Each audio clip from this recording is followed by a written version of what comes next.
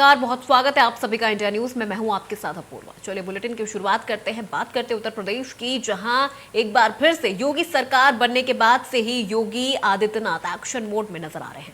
इसके अलावा यूपी सरकार हर 100 दिन में अपना रिपोर्ट कार्ड पेश करेगी। सीएम योगी ने सभी मंत्रियों को इसके लिए तैयारी करने को कहा है।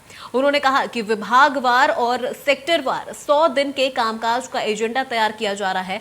सभी विभागों को इसको अमल में लाने के लिए बनाई गई योजनाओं और 100 दिन में पूरे होने वाले काम का ब्यौरा जनता के सामने पेश करना होगा। उत्तर प्रदेश में फिर योगी सरकार बनने के बाद से एक्शन मोड में काम हो रहे हैं। इसके अलावा यूपी सरकार हर 100 दिन में अपना रिपोर्ट कार्ड पेश करेगी। मुख्यमंत्री योगी आदित्यनाथ ने सभी मंत्रियों को इसके लिए तैयारी करने को कहा है। उन्होंने कहा कि विभागवार और सेक्टरवार 100 दिनों में कामकाज का एजेंडा तैयार किया जा रहा है। सभी विभागों को इसको अमल में लाने के लिए बनाई गई योजनाओं और 100 दिनों में पूरे होने वाले काम का ब्यौरा जनता के सामने पेश करेंगे। सीएम ने चुनाव के दौरान जारी किए लोक कल्याण संकल्प पत्र के ज्यादातर वादों को 2 साल में पूरा करने का लक्ष्य रखा है। 100 दिनों का टारगेट प्लस 100 दिनों में जनता के सामने रखा जाएगा हिसाब किताब। योगी ने दिए मंत्रियों को कड़े निर्देश। हफ्ते में 3 दिन अपने क्षेत्र में काम करेंगे मंत्री। जनहित की योजनाओं के लिए धनराशि की कमी नहीं। किसानों के आय में वृद्धि करने के लिए संकल्पित। आधुनिक कृषि तकनीकी का होगा उपयोग। एक जिला एक उपज पर होगा काम। योगी 2.0 एजेंडा 100 दिन का, और उसमें मंत्री के विभागों को काम भी दिखना चाहिए। यह है तस्दीक मुख्यमंत्री योगी आदित्यनाथ का। लगातार विभागों को लेकर प्रेजेंटेशन हो रहा है। आज औद्योगिक स्थापना का प्रेजेंटेशन है, जहां और भी विभाग के मंत्री रहेंगे। विभागीय मंत्री के अलावा सरकार की कोशिश है कि 100 दिन में जो हम खास एजेंडा तैयार किए हैं विकास के लेके, वो धरातल पर दिखते रहना चाहिए। और उसके लिए लगातार अधिकारियों से लेकर मंत्रियों को मुख्यमंत्री लगातार निर्देश दे रहे हैं। सहयोगी शिवम के साथ रजनीश पांडे, इंडिया न्यूज, लखनऊ। इन 100 दिनों के टारगेट में सीएम योगी ने कृषि सेक्टर का भी प्रेजेंटेशन देखा। पूरी टीम सरकार की प्राथमिकताओं और विभागीय कामकाज से वाकिफ रहे। इसके लिए मुख्यमंत्री योगी आदित्यनाथ ने सभी मंत्रियों को प्रेजेंटेशन में बुलाया था। इस दौरान योगी ने मंत्रियों को विभागीय काम और जनसंवाद के बीच संतुलन बनाने के निर्देश दिए। खबरों के मुताबिक सीएम ने मंत्रियों से कहा कि सप्ताह के 3 से 4 दिन में अपने विभागीय कामकाज पर फोकस करें। हर हफ्ते के आखिरी 2-3 दिन क्षेत्र में रहे। इसमें उनके अपने विभागीय क्षेत्र के अलावा प्रभार वाले जिला भी शामिल है। इस दौरान योजनाओं की समीक्षा, जनता से संवाद करें और उनके फीडबैक के आधार पर आवश्यक सुधार भी करें। जल्द ही मंत्रियों को वे जिले आवंटित कर दिए जाएंगे जिनके मॉनिटरिंग उनके जिम्मे होगी। योगी आदित्यनाथ ने अपने विधायकों के लिए जो 100 दिन का कार्य सौंपा है, उसकी खासियत यह है कि इस दौरान ये विधायक अपने क्षेत्र में जनता के साथ सीधा संवाद करेंगे, इंटरैक्ट करेंगे, कुछ समय लखनऊ में बिताएंगे। इससे सरकार और जनता के बीच एक इंटरैक्शन होगा। न सिर्फ सरकार बल्कि भारतीय जनता पार्टी का भी जनता के साथ इंटरैक्शन होगा। मुख्यमंत्री के निर्देश के मुताबिक जनहित की योजनाओं के लिए धन की कोई कमी नहीं है, लेकिन वित्तीय संतुलन भी जरूरी है। इसके लिए भी घोषणा करते समय उसके आर्थिक पहलुओं को जरूर परखें। सार्वजनिक मंच पर कोई भी वादा या दावा करने से पहले होमवर्क कर ले। योजनाओं के जमीन असर पर आकलन जरूर करें और रोजगार सृजन की संभावनाओं को प्राथमिकता पर रखें। जिस काम के लिए टाइमलाइन तय की जा रही है, उसी सीमा में वो जमीन पर जरूर उतर जाए। समयबद्धता अपने कामकाज और विभागीय कार्य संस्कृति दोनों में शामिल करें। भारतीय जनता पार्टी उत्तर प्रदेश की जनता की आंखों में धूल झोंकने का काम कर रही है। महंगाई, बेरोजगारी चरम पर, लोग परेशान है, अपराध बढ़ रहा है, और 4 दिन लखनऊ में, 3 दिन क्षेत्र में। गुड गवर्नेंस की बात करने वाली भाजपा हर मोर्चे पर विफल है। उत्तर प्रदेश की जनता ने जनादेश दिया है कम से कम लोगों को रोजगार मिले, महंगाई कम हो, बेरोजगारी घटे, इससे काम होगा, ना कि 4 दिन यहाँ रहने और 3 दिन वहां रहने से। योगी ने एक जिला एक उत्पाद की तर्ज पर एक जिला एक उपज की कार्य योजना पर काम करने को कहा है। उन्होंने कहा है कि हर जिले से एक उपज का चयन करें जिसका निर्यात किया जाएगा। मुख्यमंत्री योगी आदित्यनाथ ने अधिकारियों से कहा कि जनता की शिकायतों का तत्काल संज्ञान लेकर समाधान हो। हर दफ्तर में सिटीजन चार्टर लागू किया जाएगा। Bureau report, India news, Uttar Pradesh, Uttarakhand.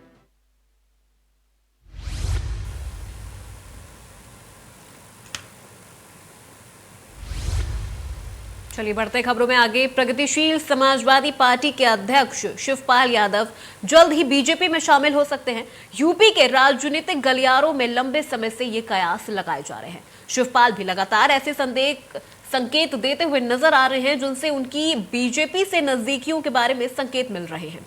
अब शिवपाल यादव ने समान नागरिक संहिता करने की वकालत की है।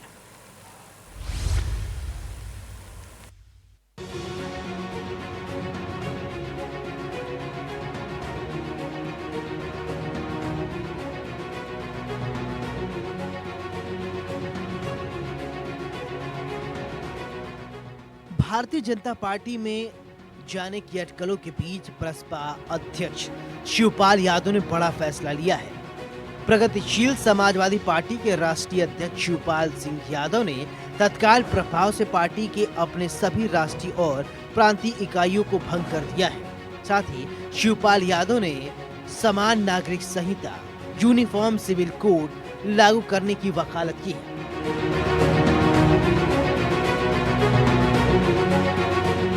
उनका कहना है कि राम मनोहर लोहिया ने तो 1967 के चुनाव में इस मुद्दे को बनाया था।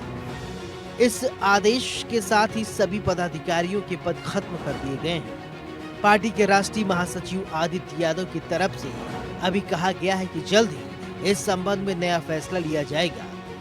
उसके बाद ही आगे की रणनीति बनाई जाएगी। वास्तव में उन्होंने भी आवाज़ उठाई थी, लोहिया जी ने 67 में आवाज़ उठाई थी। तो हम लोग आज ही उनके जयंती के शुभ अवसर पर समान नागरिक संहिता की आवाज़ बुलंद कर रहे हैं।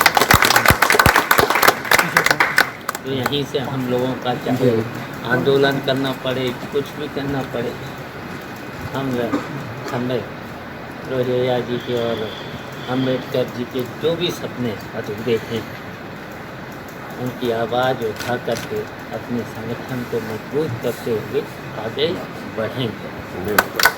इन्हीं सपनों के साथ हम। शिवपाल यादव के बयान के बाद बीजेपी ने भी अपनी प्रतिक्रिया दी है। हालांकि उससे पहले आपको बता दें कि इसके बारे में विधानसभा चुनाव में प्रगतिशील समाजवादी पार्टी अध्यक्ष शिवपाल यादव ने पूर्व मुख्यमंत्री अखिलेश यादव की समाजवादी पार्टी के साथ मिलकर चुनाव लड़ा था। चुनाव परिणाम आने के बाद से ही शिवपाल यादव और अखिलेश यादव के संबंधों में फिर से खटास की खबरें आने लगी थी, जिससे बीजेपी की तरफ से कहा गया कि देर आए दुरुस्त आए। साथ ही बीजेपी ने समान नागरिक संहिता पर अखिलेश यादव पर जमकर तंज कसा।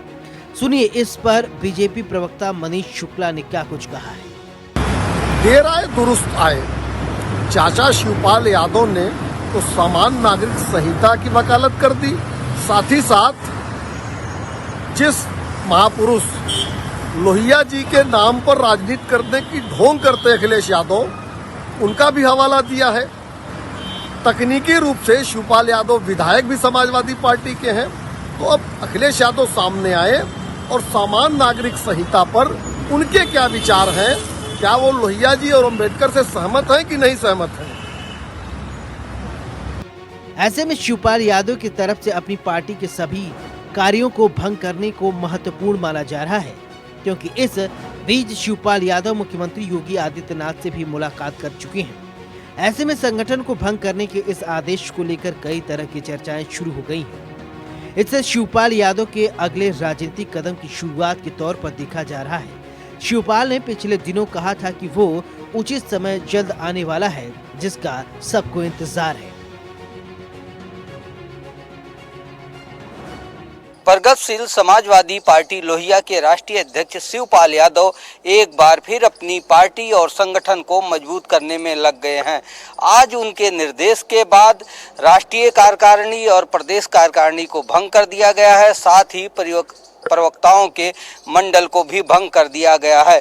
इसके पीछे यही अनुमान लगाया जा रहा है कि शिवपाल यादव अपने संगठन को नए सिरे से मजबूत करेंगे, क्योंकि विधानसभा चुनाव के दौरान बहुत से पदाधिकारी पार्टी छोड़कर दूसरे दलों में जा चुके थे, क्योंकि शिवपाल यादव ने समाजवादी पार्टी से गठबंधन किया था और उनके सहयोगी शिवपाल के जो थे उनको टिकट नहीं मिला था।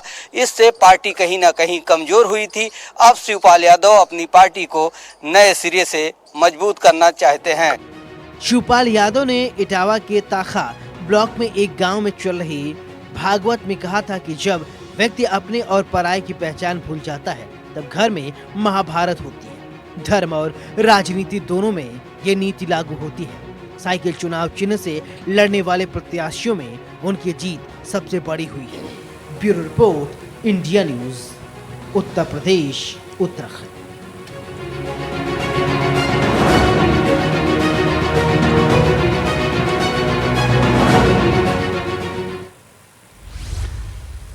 उत्तर प्रदेश की राजधानी लखनऊ में अंबेडकर जयंती की पूर्व संध्या पर एक कार्यक्रम में पहुंचे उप मुख्यमंत्री ब्रजेश पाठक ने अजान के वक्त अपना भाषण रोक दिया था। अब इसको लेकर उनकी सोशल मीडिया पर खूब तारीफ हो रही है। वहीं कार्यक्रम का भी वीडियो सोशल मीडिया पर लगातार वायरल हो रहा है। क्या है पूरा मामला, देखिए स्पेशल रिपोर्ट में।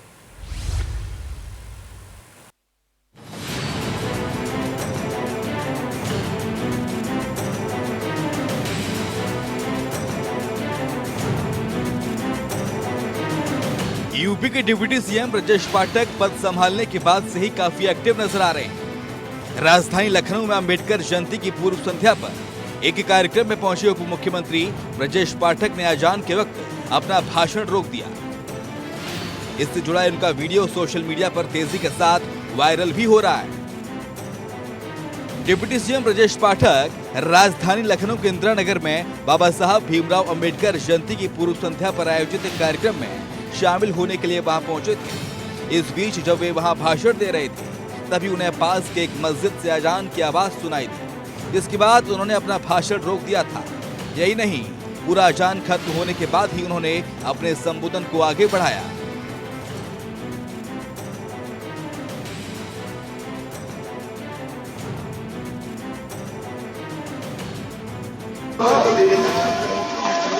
ऐसी ढेर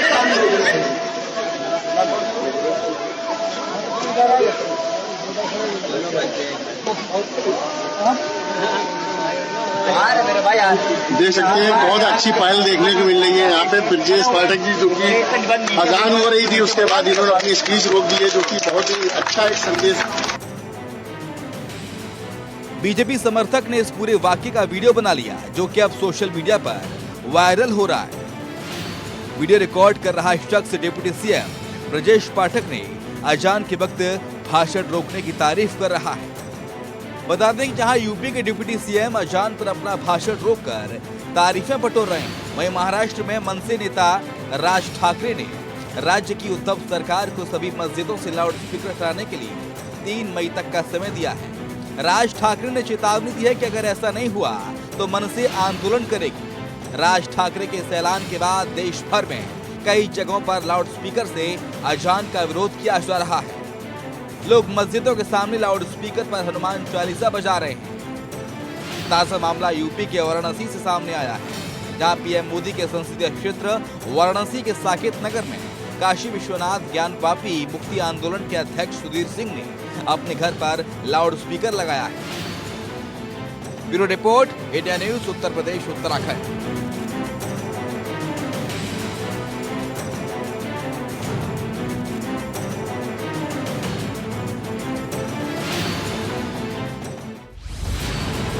कोरोना के नए मामले एक बार फिर बढ़ने लगे हैं। बढ़ते मामलों के बीच कोरोना प्रोटोकॉल को लेकर फिर से सख्ती की जा सकती है।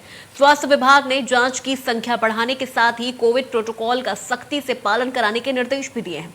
हालांकि ऐसे सर्वाधिक मामले दिल्ली से सटे गौतम बुद्ध नगर और गाजियाबाद में ही ज्यादा सामने आ रहे हैं, मगर प्रदेश के लिए खतरा बढ़ा दिया है। देखिए स्पेशल रिपोर्ट।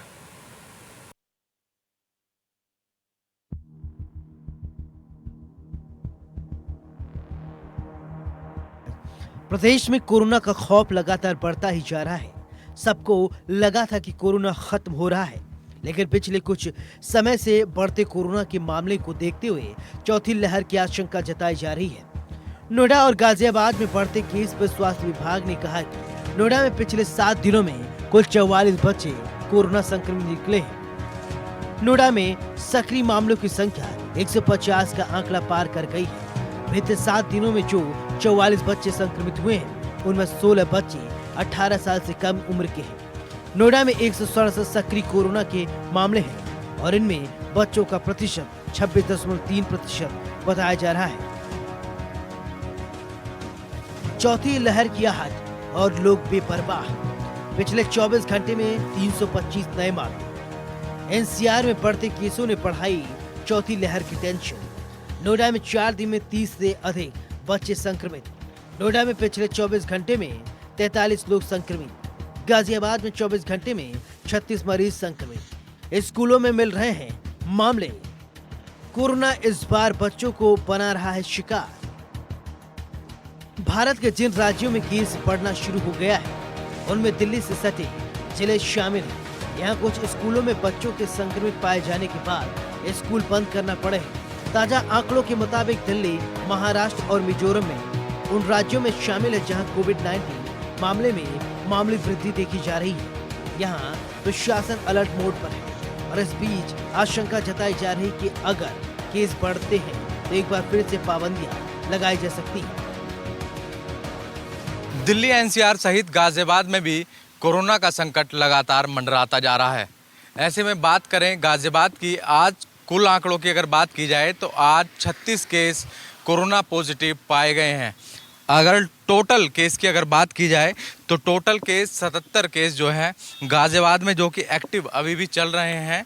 और हालांकि लगातार जो है छात्रों पर जो कोरोना का कहर जो लगातार मंडरा रहा है, अगर बात करें आज की तो आज टोटल 10 छात्र कोरोना पॉजिटिव पाए गए हैं। तो ऐसे में कहीं ना कहीं स्वास्थ्य विभाग की भी चिंताएं लगातार बढ़ती जा रही हैं। हालांकि स्वास्थ्य विभाग ने गाइडलाइन स्कूलों को जारी कर दिया है कि कोई भी छात्र यदि स्कूल के अंदर आता है तो मास्क जरूर लगाएगा और साथ ही हैंड सैनिटाइज़र भी लाना अनिवार्य होगा।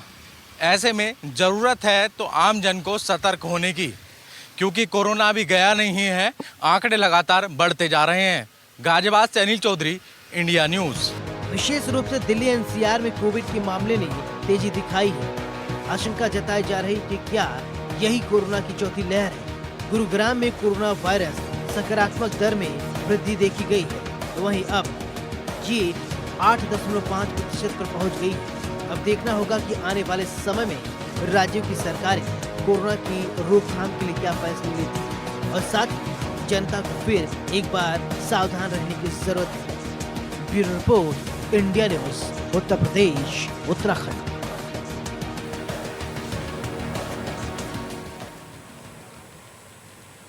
फिलहाल बुलेटिन में मेरे साथ बस इतना ही। देश प्रदेश की तमाम बड़ी खबरों के लिए देखते रहिए इंडिया न्यूज़।